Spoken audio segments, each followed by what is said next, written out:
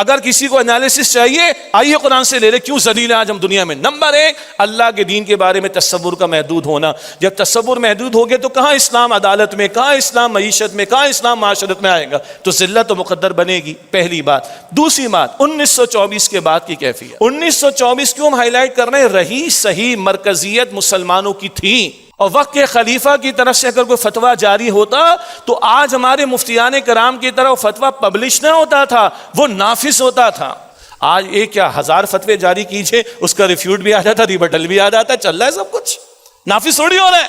اگر European community EU بن سکتی ہے، زبان الگ، خطے الگ، ملک الگ، تو مسلمان ایک کلمے پہ جمع کیوں نہیں ہونے کی کوشش کر سکتے؟ اگر نیٹو کا اتحاد مسلمانوں کو مٹانے اور دبانے ختم کرنے کے لیے بن سکتا ہے تو مسلمانوں کے دفاع کے لیے 57 مسلم ممالک کا دفاع کا معاہدہ کیوں نہیں ہو سکتا نیٹو کی طرز کے اوپر؟ لیکن نہیں، قرآن بتاتا ہے سورہ روم کی آیت نمبر 41 میں، سورہ روم آیت 41، ظہر الفساد فی البر والبحر بما کسبت ایدی الناس، خشکی تری میں فساد مچا لوگوں کے اپنے کرتوتوں کی وجہ سے۔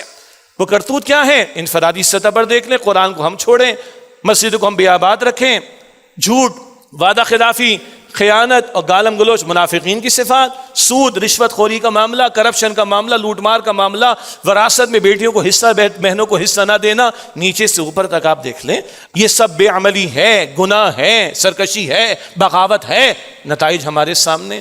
آخری بات اس ضمن میں، اب کیا کریں بھائی؟ مرثیہ تو کہہ دیا میں نے آپ کے سامنے، لیکن ہم سے مرثیہ کہنے والے تھوڑے ہی ہیں کہ لوگوں کو کنفیوز کر کے گھر بھیجیں۔ بات تو آ گئی ہے، وجوہات آ گئی، وہی حل ہے۔ پہلا حل، راہ نجات کیا ہے؟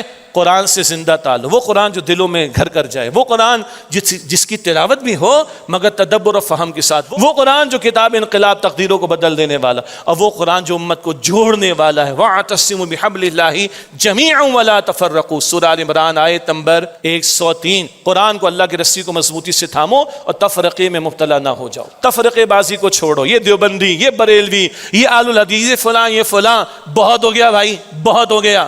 امت کٹ رہی ہے، مارنے والے یہ نہیں دیکھتے کہ بریلوی ہے کہ دیوبندی ہے کہ اہل حدیث ہے کہ شیعہ ہے کہ سنی، سب کو مارتے ہیں، وہ دیکھ کے مارتے ہیں۔ بولے وہ ہمیں ایک ماننے کو تیار، ہم ایک ہونے کو تیار نہیں ہیں۔